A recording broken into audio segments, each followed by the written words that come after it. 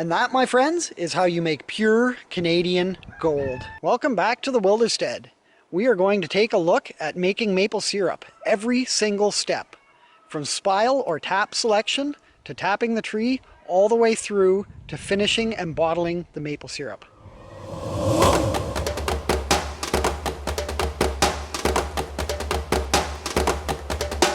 When it comes to selecting your spiles, it really comes down to personal preference. Here we prefer to use stainless steel spiles, and the reason for that is they are just much easier to clean and they last a long time. The plastic spiles can harbor all kinds of bacteria and they tend to bend and break after a year or two's use. You can see just how much gunk can build up on the plastic spiles. And what can happen is when you tap your trees, if you don't have these completely cleaned out, the bacteria can cause the tree to begin to heal its wound up before you want it to. You want to be collecting sap as long as possible, and if the tree heals up its wound, it's going to stop producing sap out of that hole.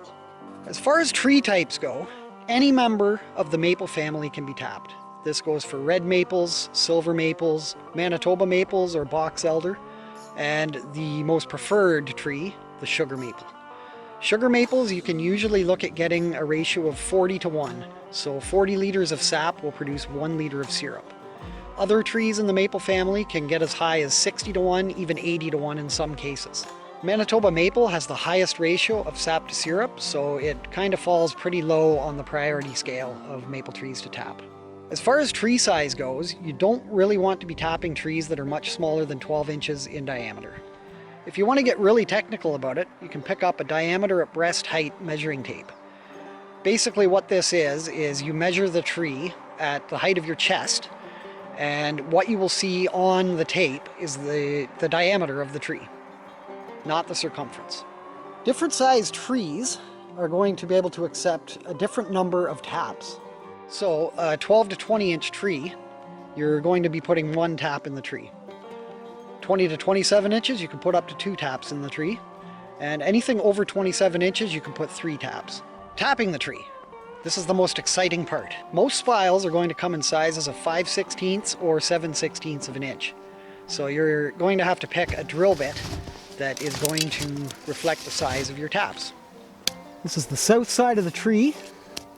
Generally, that's the side you want to tap, the side that gets the most sun. It's just going to warm up the quickest and thaw out the quickest.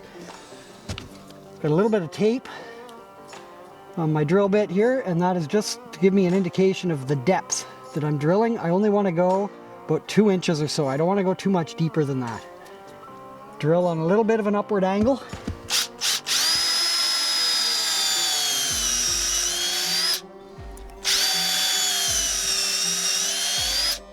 The sap is flowing. Look how much, it's just gushing out of there. Excellent.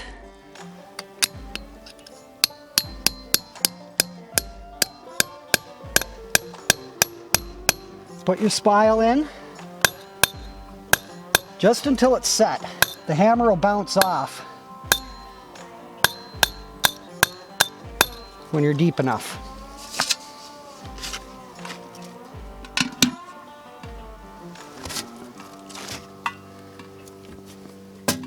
Excellent.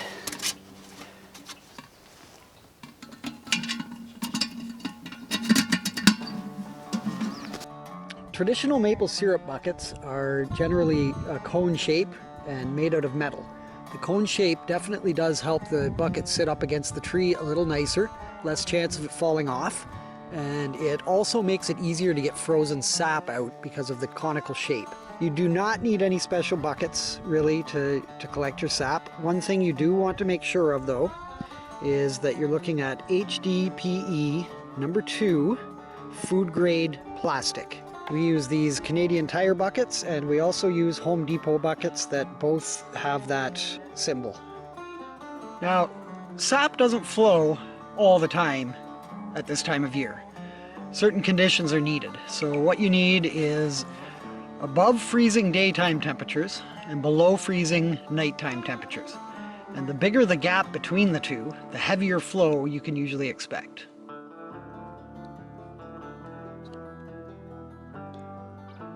If you're a small scale syrup producer like we are, or just producing in your backyard, you're going to have to wait until you have collected enough sap in order to start boiling. Every day, when the conditions are right, I come out for a hike in the sugar bush and I collect the sap. And I just go out for a hike, collect it in a 5-gallon bucket,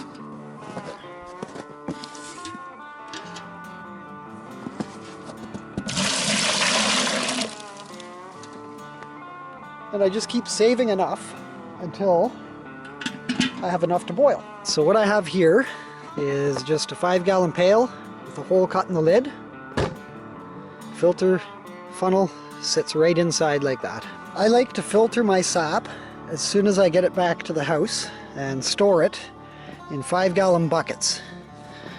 Filtering your sap is just going to get any sticks or bugs or anything like that out of it before you store it, so that when it comes time to boil, you're just pouring the sap straight into your evaporator.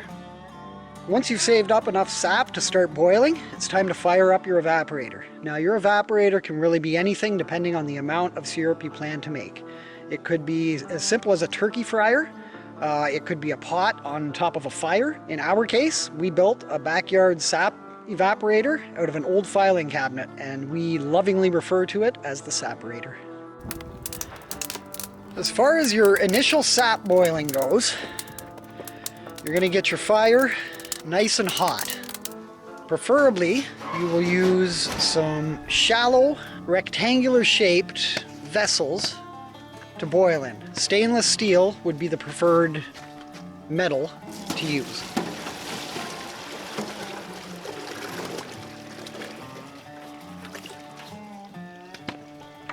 Initially, you're just going to allow your sap to heat up and allow it to come to a roaring boil. You may want to keep a separate container of sap just close to your fire or on top of a stove or something like that, just to preheat the sap so that you're not shocking or losing your boil when you pour more sap into your boiling vessels, into your evaporator. Now, in our case, we have 3 5-gallon or 25-liter stainless steel chafing trays that we use, and we move sap from the front to the back of the evaporator, moving it through the trays. The back of the evaporator is much hotter than the front, naturally, because the heat is traveling towards the back to leave out through the chimney. I'm not going to bore you with too much of this boiling part. You're basically just sitting there literally watching water boil. Once you have reached what we like to refer to as the near-up stage, where the sap is about halfway to becoming syrup, you're going to want to remove it and you're going to want to filter it. And so here we're using a felt filter, which is designed specifically for filtering maple syrup, and it does a great job of removing debris, niter, and ash. The finishing stages of your syrup are where things become a little bit more critical. You really have to keep an eye on things. There's a very, very easy chance of burning your syrup. So, like I said, be sure to keep a close eye on it. Things are going to happen very, very quickly at this point. We've reached the point that I am comfortable with taking this to in this big pot. This is a small amount of syrup. So I'm going to take it inside and finish it up. The goal here is going to be heating it up in a much more controlled environment, and you are looking to reach the final temperature of 219 degrees Fahrenheit. And now we are going to filter the syrup one last time. This last filtering isn't entirely necessary, but if you want crystal clear syrup or you plan to sell your maple syrup, you may want to do this. Niter, or sugar sand, forms anytime your syrup is heated up above 195 degrees Fahrenheit. For this stage, we're using cone-shaped oil filters, cooking oil filters. We have found these to be the best. They work best for us. Other option that you could use would be cone-shaped coffee filters. The only downfall is that the coffee filters may clog up a little bit quicker with the niter. Now it's time to bottle the syrup. Very important. Keep your temperature between 180 and 190 degrees Fahrenheit. Anything above 195 degrees Fahrenheit is going to again create niter. You have a few different options to bottle your maple syrup. You can bottle it in these fancy little maple syrup jars if you intend to sell it. And the process is quite simple. Keeping the temperature of your syrup above 180 degrees Fahrenheit, fill your jars.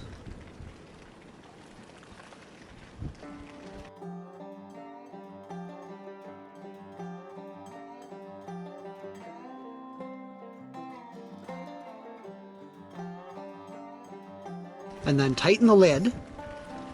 You'll feel it click. You'll feel the lid click when it's on there tight. Once the lid is on tight, lay the jar down on its side. This will help sterilize the lid.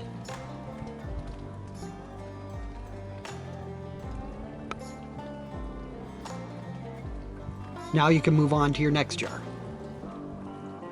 If you'd like, you can also use mason jars, and the process is the same. Fill your jar with hot syrup above 180 degrees Fahrenheit.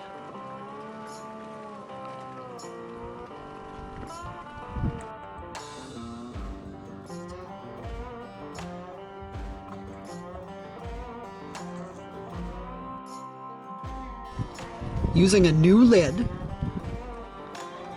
set the lid on the jar, take your screw band and attach it just like you would if you were water bathing or canning. Flip the jar upside down. Again, this is to sterilize the lid. At this point, your jar should seal itself. You do also have the option to water bath these if you would like to. Submerge the jars in boiling water for 15 minutes if you would prefer to go that route. We find it's not really necessary. Now your maple syrup is shelf stable. And that, my friends, is how you make pure Canadian gold.